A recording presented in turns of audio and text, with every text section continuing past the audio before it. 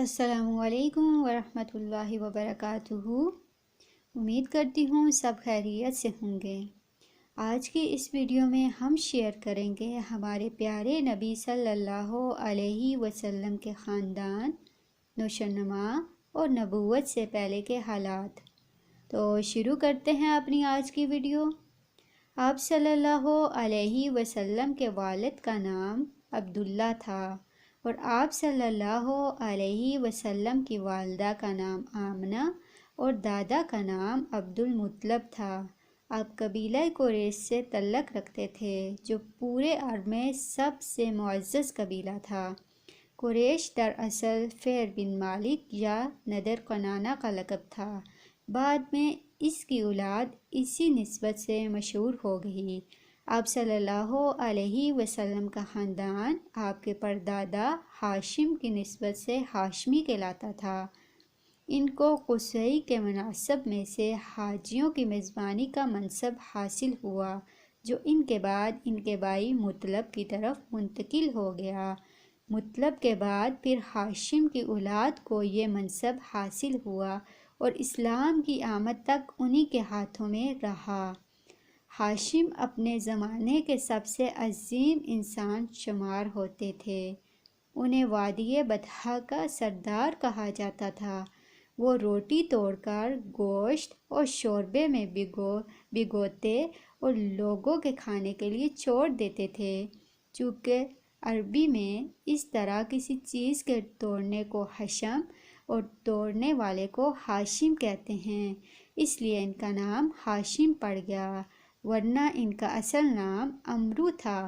ہاشم ایک بار تجارت کے لیے شام جاتے ہوئے یثرب سے گزرے تو وہاں بنو عری بن نجار کی ایک خاتون سلمہ بنت عمرو سے شادی کر لی اور کچھ عرصہ ٹھہر کر ملک شام چلے گئے اور وہیں سرزمین فلسطین کے مشہور شہر غزہ میں انتقال کر گئے۔ ان کی روانگی کے وقت سلمہ حاملہ تھی۔ بعد میں بچہ پیدا ہوا جس کے سر کے بالوں میں سفیدی تھی، اس لیے اس کا نام شیبہ رکھا گیا۔ یہ بچہ مدینہ میں پرورش پاتا رہا، لیکن مکہ میں ہاشم کے بھائیوں اور خاندان کے دوسرے لوگوں کو اس کا علم نہ تھا۔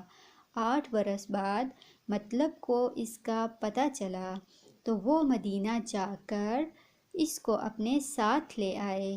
جب مکے میں داخل ہوئے تو لوگوں نے سمجھا یہ ان کا غلام ہے، چنانچہ اسے عبد المطلب کہنے لگے۔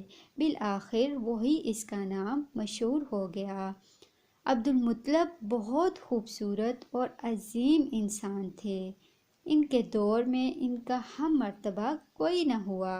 وہ قریش کے سردار اور مکہ کے قافلہ تجارت کے ذمہ دار تھے۔ جود و سخا اس قدر تھے کہ ان کا لقب فیاض پڑ گیا۔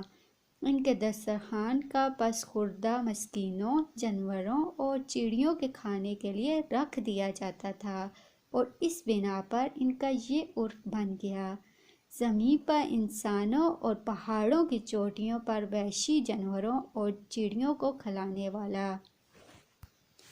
انہیں زمزم کا کنواں کھودنے کا شرف بھی حاصل ہوا۔